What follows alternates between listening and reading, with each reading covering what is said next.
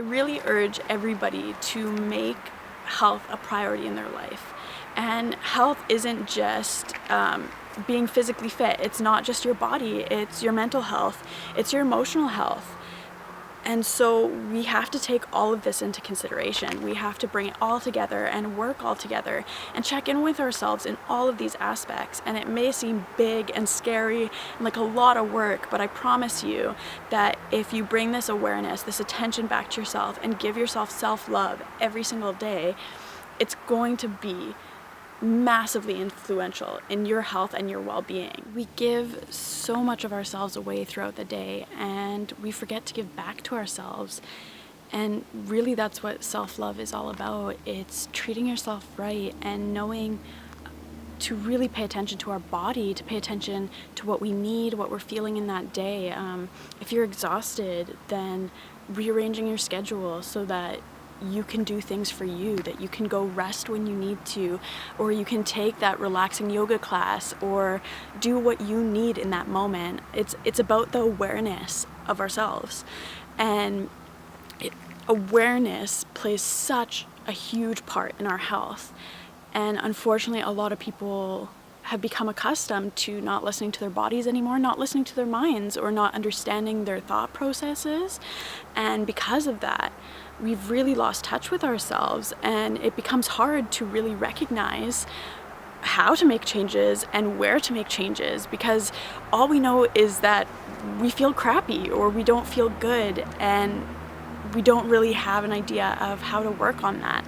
And the really huge basis and the big steps you're going to take towards a healthier life and a healthier future and just overall wellness is bringing an awareness back to yourself, bringing a mindfulness to your life and what you're doing and your actions and your emotions, how your body is feeling throughout the day. How many times did you actually think, where's this pain coming from? Or what do I feel in my body? Or when you get a stomach ache, when have you stopped and thought, okay, where could this be coming from? Am I really stressed? Do I feel really nervous right now? Have I forgotten to eat? Did I eat something that's not agreeing with me? If so, what was it? And maybe I should try cutting that out or have less of that, or try to experiment and see if that's what it really was. When was the last time that you were feeling a certain emotion and you just stopped to ask yourself, why am I feeling this? And really dug to the root cause of what you're feeling. So many of us, some emotions are just a mixture of a different emotion. Anger, for example, is a huge thing that comes from fear. And so when you're getting really angry over something, it's good to stop and to ask yourself, what am I afraid of right now? And bringing that awareness back to yourself of really trying to understand the way you think and the way you feel helps us to be able to get a better understanding of ourselves. When was the last time that you evaluated your friendships and you looked at what your relationships are with these people, whether the entire time you spend time with this person, do they always gossip? Is it always drama? Is it always negativity? Or does this person help support you, help empower you, and give you unconditional love and caring in the way of not expecting you to do anything that they want you to do, but understanding you are your own person and that what makes you happy is going to be different from what makes them happy, but they put your happiness first. There's very different relationships and things that we get from people, and it's really important to be aware of that and bring attention to that and make sure that the people who surround us really support us and they really give us unconditional caring. And I think unconditional caring has kind of gone to the wayside. Not a lot of people know how to give unconditional caring because as humans, we're sort of used to living life in a first-person perspective of wanting things our way. We want people to act the way we want them to. But there is a type of maturity with understanding that we are each our own individuals, and what makes one person happy won't make another person happy. And not everybody has to live the way that you want them to. And there's so much work within that of making sure that the people who are around you are people who truly believe in what you're doing and really think that you should go after your happiness. And one big thing that I really want to point out is often throughout life, we get asked what we do for work. We get asked if we're in a relationship. We get asked if we have kids. We get asked these basic questions, but we're never really asked, are we happy? And that is one of the biggest and most essential things in life is, are you happy? And I really, really, really want to put emphasis on the fact that happiness isn't some far off goal that you reach eventually when you're older. Happiness is here. Happiness is right now. And you can find happiness in your day-to-day life if you bring that mindfulness and that awareness to who you are, what you do, how you feel. And within that awareness, making time for yourself and doing things that bring you happiness or bring you joy, or even just trying something new. You never really know what you'll fall in love with. And so there's always more to discover, always more to learn. But when we're open to that and we're willing to do that work, that makes such a difference. It impacts and ripples through our lives. And that's the biggest thing, is when we give ourselves time and when we really bring self-love into the picture, what ends up happening is that ripples through all areas of our life. And I don't think a lot of people really take a look at all areas of their life to view and think, is this beneficial for me? Is this positive? Am I getting value from this? Does this help me feel empowered, inspired? Does it help me feel good about myself? Am I happy doing this? Does it bring me joy? There's all these big things we need to be asking ourselves and evaluate within our different areas of our lives. And unfortunately, it's just not something we really make time for, right? We're all busy. It is a general thing where we feel like we don't have time for it. And that is where I really want to talk about this, because time for you and time for self-reflection, time for doing stuff that makes you happy needs to be a priority.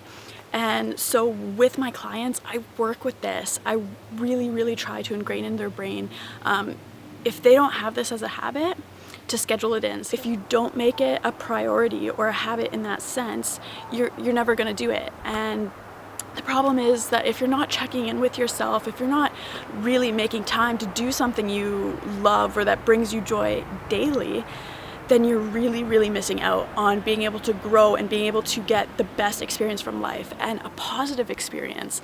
And so that's a huge, huge thing, is there's so much untapped potential within this, of if we actually tune in and we spend time with ourselves and doing things that we love, it broadens our overall happiness in life.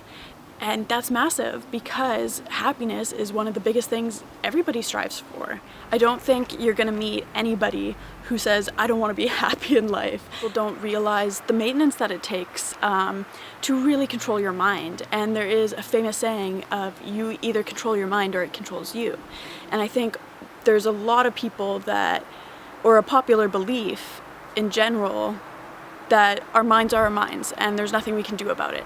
Well, this has been proven otherwise in science. This has been proven in neuroplasticity, that we can actually change the way our minds function, that trauma doesn't need to dictate our lives, that the way we think and the habits we have can change. It takes 21 days to change a habit.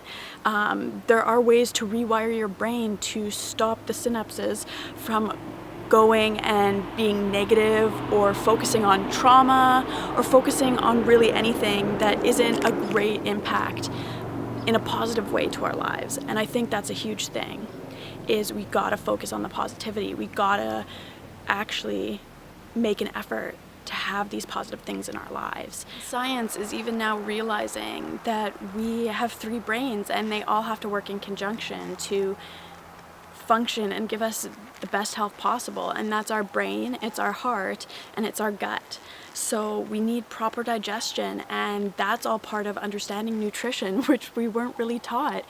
And then our heart is being in tune with our emotions and understanding what we're feeling, and our head is our analytical thought process and the way our brains work, and understanding just the pattern that we think in and our habits that we have, and having that deeper understanding of the way that you think. So thinking about the way you think is a sign of higher intelligence, of higher understanding, and not a lot of people really put that awareness in, but it's really important to have that awareness and come back to yourself.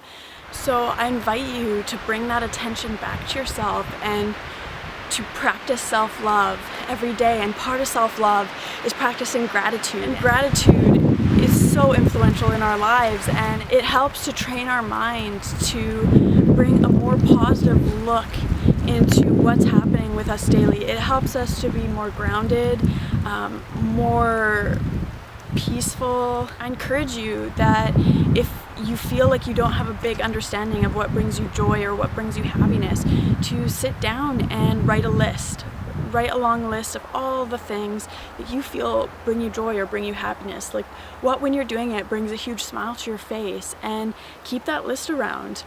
And I encourage you to book time with yourself every day, at least an hour, and look at that list and do something on that list. Something good for you. Do something that makes you laugh, that makes you smile, that just helps you have a better general feeling of wellness and happiness and health. I'll do some further talks about self-love and gratitude and all of these big things because it's such a huge umbrella. Wellness and health, it's all a huge thing, and so it becomes daunting and overwhelming for people, and they're not exactly sure how to get started or what to do. And so I'm telling you right now to just bring awareness and mindfulness to all these things I talked about, to your emotions, to the way you're thinking, to the way your body is feeling. Bring yourself back into your body, and book that time in for yourself. Really, really make sure that daily you are doing something for you. You're doing something that makes you happy. Whatever you need, tune into that and really work on giving that to yourself. And you're gonna find the benefits. You're going to see the changes in your overall happiness and how you feel in your health. And really, when we feel good in our health, in all aspects, when we feel like we understand our emotions and can work through them properly and in a healthy way, when we feel like our body is in a good place, we have a handle on it, we're treating our body right, and when we feel that we can handle our mind and think in a way that is positive and bring good things back to us, it changes everything in your life. It changes all areas. And so I really invite you, bring that awareness in, bring that self-love in, and give yourself the time. I hope you have a wonderful day. Namaste.